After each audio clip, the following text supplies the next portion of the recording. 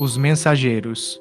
Segundo livro da coleção A Vida no Mundo Espiritual, ditado pelo espírito André Luiz e psicografado pelo médium brasileiro Francisco Cândido Xavier. Capítulo 7. A queda de Otávio. A ausência de Aniceto deu ensejo a palestras interessantes. Formaram-se grupos de conversação amiga.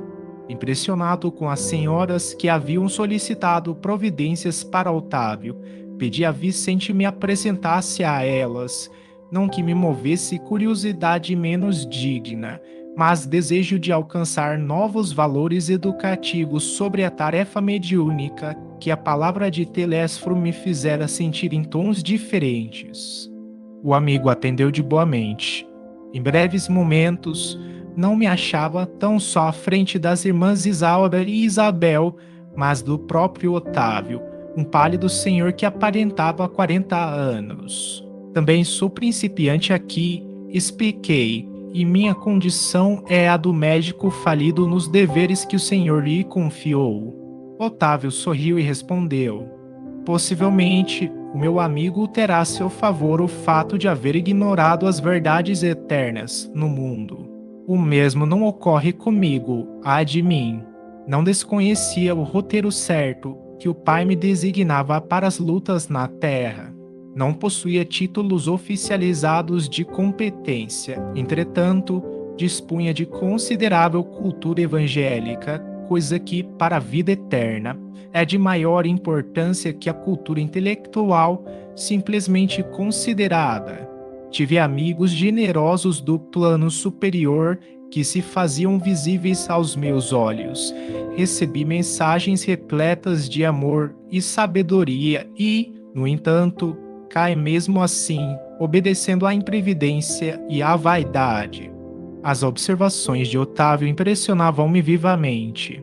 Quando no mundo eu não tivera contato especial com as escolas espiritistas e experimentava certa dificuldade para compreender tudo quanto ele desejava dizer. Ignorava a extensão das responsabilidades mediúnicas, respondi. As tarefas espirituais, tornou o interlocutor algo acabrunhado, ocupam-se de interesses eternos e daí a enormidade de minha falta. Os mordomos de bens da alma estão investidos de responsabilidades pesadíssimas.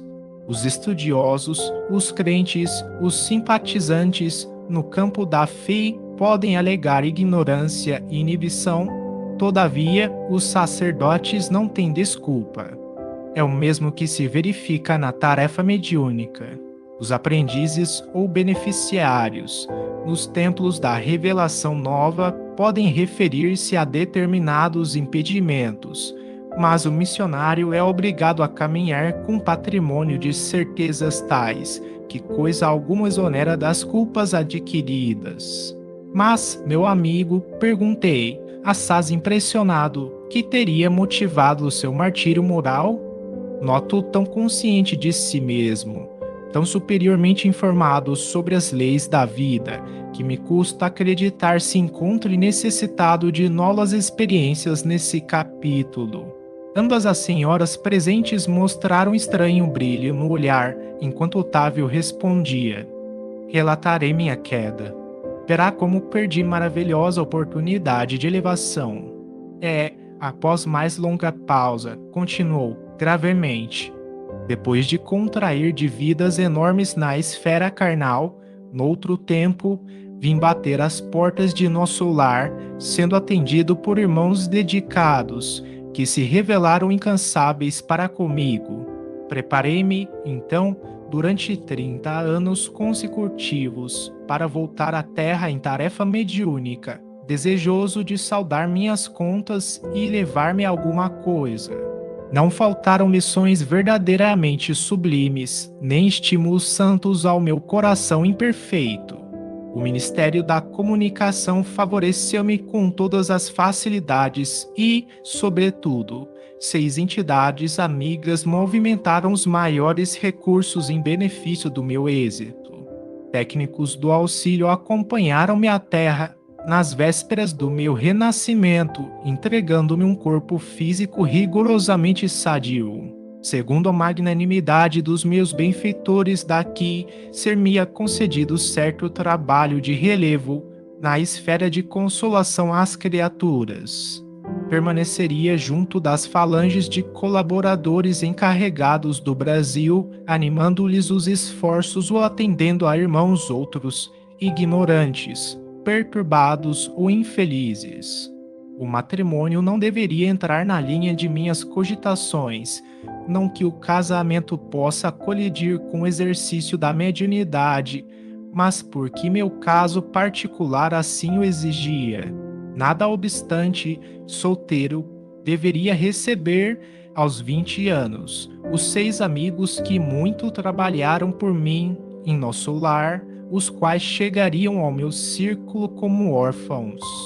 Meu débito para com essas entidades tornou-se muito grande e a providência não só constituiria agradável resgate para mim, como também garantia de triunfo pelo serviço de assistência a elas, o que me preservaria o coração de leviandades e vacilações, porquanto o ganha-pão laborioso me compeliria a não aceder às sugestões inferiores nos domínios do sexo e das ambições incontidas. Ficou também assentado que minhas atividades novas começariam com muitos sacrifícios, para que o possível carinho de outrem não amolecesse a minha fibra de realização e para que se não escravizasse minha tarefa a situações caprichosas do mundo, distantes dos desígnios de Jesus e, sobretudo, para que fosse mantida a impessoalidade do serviço. Mais tarde, então, com o correr dos anos de edificação, me enviariam de nosso lar socorros materiais cada vez maiores, à medida que fosse testemunhando renúncia de mim mesmo, desprendimento das posses efêmeras, desinteresse pela remuneração dos sentidos, de maneira a intensificar progressivamente a semeadura de amor confiada às minhas mãos. Tudo combinado, voltei, não só prometendo fidelidade aos meus instrutores, como também hipotecando a certeza do meu devotamento às 6 entidades amigas, a quem muito devo até agora. Otávio, nesse momento, fez uma pausa mais longa, suspirou fundamente e prosseguiu. Mas, ai de mim, que olvidei todos os compromissos. Os benfeitores de nosso lar localizaram-me ao lado de verdadeira serva de Jesus. Minha mãe era espiritista cristã desde moça, não obstante as tendências materialistas de meu pai, que era, todavia, um homem de bem. Aos 13 anos fiquei órfão de mãe e, aos 15, começaram para mim os primeiros chamados da esfera superior. Por essa ocasião, meu pai contraiu segundas núpcias e, apesar da bondade e cooperação que a madrasta me oferecia, eu me colocava num plano de falsa superioridade a respeito dela. Em vão, minha genitora endereçou, do invisível, apelos sagrados ao meu coração. Eu vivia revoltado entre queixas e lamentações descabidas. Meus parentes conduziram-me a um grupo espiritista de excelente orientação evangélica, onde minhas faculdades poderiam ser postas a serviço dos necessitados e sofredores. Entretanto, faltavam-me qualidades de trabalhador e companheiro fiel. Minha negação em matéria de confiança nos orientadores espirituais e acentuado pendor para a crítica dos atos alheios compeliam-me a desagradável estacionamento. Os beneméritos amigos do invisível estimulavam-me ao serviço, mas eu duvidava deles com a minha vaidade doentia. E como prosseguissem os apelos sagrados, por mim interpretados como alucinações, procurei um médico que me aconselhou experiências sexuais. Completara, então, 19 anos e entreguei-me desenfreadamente ao abuso de faculdades sublimes. Desejava conciliar à força o prazer delituoso e o dever espiritual, aliando-me cada vez mais dos ensinos evangélicos que os amigos da esfera superior nos ministravam. Tinha pouco mais de 20 anos quando meu pai foi arrebatado pela morte. Com a triste ocorrência, ficavam na orfandade 6 crianças desfavorecidas, porquanto minha madrasta, ao se consorciar com meu genitor, lhe trouxera para tutela 3 pequeninos. Em vão implorou-me socorro a pobre viúva. Nunca me dignei aceitar os encargos redentores que me estavam destinados. Após 2 anos de segunda viuvez, minha desventurada madrasta foi recolhida a um leprosário. Afastei-me, então, dos pequenos órfãos, tomado de horror. Abandonei-os definitivamente, sem refletir que lançava meus credores generosos de nosso lar a destino incerto. Em seguida, dando largas à ociosidade, cometi uma ação menos digna e fui obrigado a casar-me pela violência. Mesmo assim, porém, persistiam os chamados do invisível, revelando-me a inesgotável misericórdia do Altíssimo. Contudo, à medida que olvidava meus deveres, toda tentativa de realização espiritual figurava-se-me mais difícil. E continuou a tragédia que inventei para meu próprio tormento. A esposa que me ligara tão somente por apetites inconfessáveis era criatura muito inferior à minha condição espiritual e atraiu uma entidade monstruosa em ligação com ela para tomar o papel de meu filho. Eleguei à rua 6 carinhosas crianças cuja convivência concorreria decisivamente para minha segurança moral, mas a companheira e o filho, ao que me pareceu, incumbiram-se da vingança. Atormentaram-me ambos até ao fim da existência, quando para aqui regressei, mal tendo completado 40 anos, coído pela sífilis, pelo álcool e pelos desgostos, sem nada haver feito para meu futuro eterno, sem construir coisa alguma no terreno do bem.